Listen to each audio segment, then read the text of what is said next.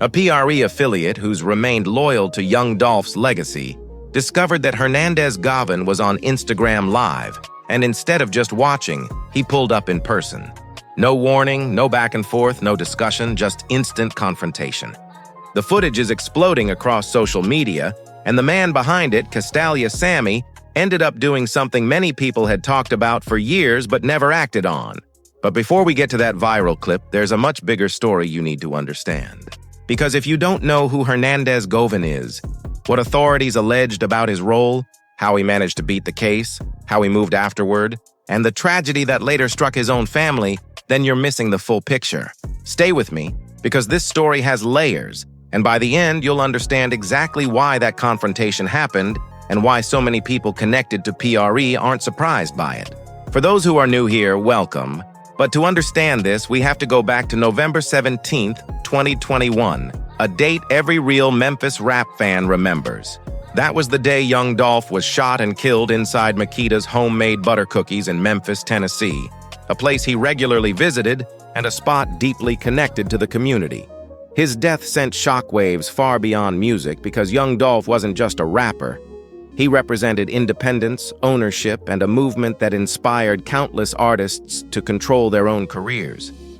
Everything we're discussing today starts there. As the investigation unfolded, two names quickly became public: Justin Johnson, also known as Straight Drop, and Cornelius Smith, the two men charged as the alleged shooters. Their cases have been widely covered. But there was another name that carried weight in Memphis long before national headlines picked it up: Hernandez Govin. Here's where things become far more controversial. Hernandez Govin was never accused of being the gunman. Instead, prosecutors allege that he played a role in the conspiracy surrounding Young Dolph's murder. According to investigators, he was allegedly involved in planning and coordination, specifically connected to obtaining the white Mercedes authorities claimed was used in the killing. Those were the allegations presented by the prosecution. And under conspiracy law, someone doesn't have to pull the trigger to face serious consequences. If prosecutors believe a person helped plan, support, or facilitate a crime, they can pursue them just as aggressively as the alleged shooters themselves. That's exactly what happened when authorities moved against Hernandez Govin and placed him under arrest. He was officially charged, and from that moment, people were locked in. This wasn't just another criminal case making headlines. This involved Young Dolph, one of the most respected names in Southern rap. Fans, supporters, and the Memphis community wanted every person connected to the case held accountable. But then came the question that sparked endless debate. How did Hernandez Govin beat the case? Because despite everything, he did. And for many people, that outcome never sat right. Prosecutors built much of their argument around conspiracy allegations, claiming Hernandez Govin knowingly played a role in the plot. However, when the case reached court, the evidence specifically linking him to a criminal conspiracy reportedly failed to meet the standard required for a conviction. The legal details were complex, but the result was simple. Hernandez Govin was not convicted and walked free. For many who admired Young Dolph, that decision left a lasting impact. In the court of public opinion, especially throughout Memphis, many had already formed their own conclusions, and watching him leave without a conviction felt like an unresolved wound. But what happened next made the controversy even bigger. Most people who beat a serious charge choose to stay out of the spotlight, keep a low profile, and move forward quietly. Hernandez Govin went in the opposite direction. After returning home, he began appearing in interviews, live streams, podcasts, and public conversations. The way he carried himself didn't come across as someone grateful to have avoided prison. Instead, many viewers felt he was leaning into the attention surrounding his name. Supporters argued he was simply defending himself and responding to accusations, but critics saw something entirely different.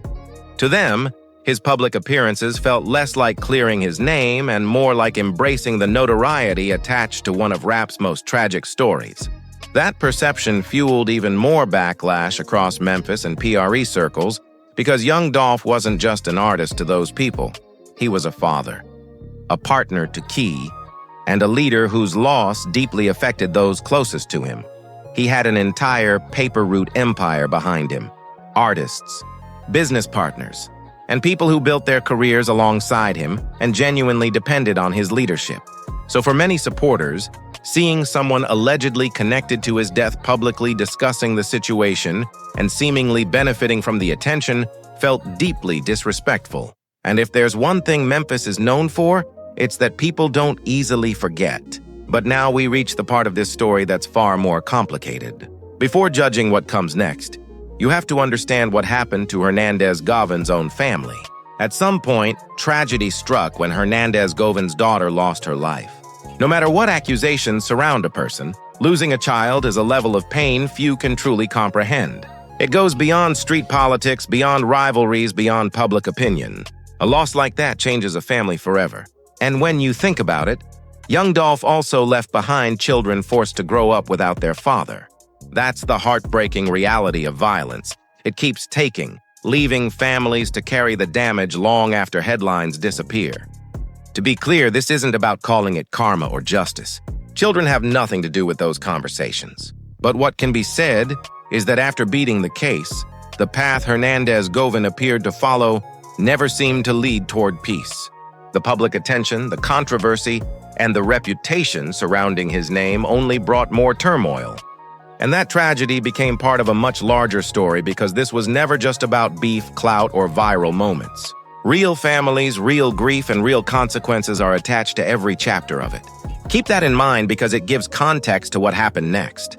By this point, you know who Hernandez Govin is, what authorities alleged, how he beat the case, and the personal tragedy that later affected his family. Now we get to the moment everyone is talking about. Hernandez Govin went live on Instagram. With everything tied to his name, many people questioned why he would make himself so visible. But he did. And according to reports, Castalia Sammy, a PRE affiliate with strong ties to Young Dolph's circle, either saw the live stream himself or was alerted to it by someone who knew where it was happening. What happened next quickly turned into one of the most talked about moments online. Castalia Sammy reportedly went directly to the location, and before long, a confrontation took place, one that is now spreading across social media and fueling intense debate everywhere it's being discussed. Things quickly turned physical, and once the footage surfaced, it spread everywhere. People watched it, shared it, and the reaction was exactly what you'd expect. In certain circles, Castalia Sammy is being praised like someone who finally did what many felt should have happened long ago. To them, he stood up for Young Dolph, for PRE, for Memphis, and for those who believe justice never fully came through the courts. And to understand that reaction, you have to understand the frustration behind it. When someone is allegedly connected to a case as major as Young Dolph's murder, beats the charges, then spends years doing interviews, speaking publicly, and embracing the attention surrounding their name, a lot of people start feeling like the system failed. Right or wrong, that feeling exists. And when people lose faith in official outcomes, some choose to create their own. That's the reality in certain environments. So when Castalia Sammy learned Hernandez Govin was live and tracked down his location, many saw it as that mindset playing out in real time. But before people jump to conclusions, it's important to understand who Castalia Sammy is. Based on what's publicly available and what people close to him have said, this doesn't appear to be someone chasing views or internet attention. This is someone with genuine ties to PRE, someone who has openly supported Young Dolph and been vocal about those allegedly connected to his death for years. These feelings didn't appear overnight. They had been building. And seeing Hernandez Govin sitting comfortably on Instagram Live, visible and accessible despite everything attached to his name, seemed to be the moment it finally boiled over. In a city like Memphis, where loyalty runs deep and people never forget, being that exposed while carrying that level of controversy can be risky. Many would call it getting caught lacking. And according to the reaction online, that's exactly how people viewed it. The confrontation video continues spreading fast, and the response says a lot about how the public views Hernandez Govin and the way he carried himself after beating the case. Sympathy hasn't been the dominant reaction. If anything, the footage has reignited a much bigger conversation about Young Dolph's legacy. Young Dolph, born Adolph Thornton Jr., was far more than a rapper. Coming from South Memphis, he built something remarkable through determination, business instincts, and a belief in ownership. At a time when most artists chased record deals, he chose independence. Paper Route Empire became more than a label.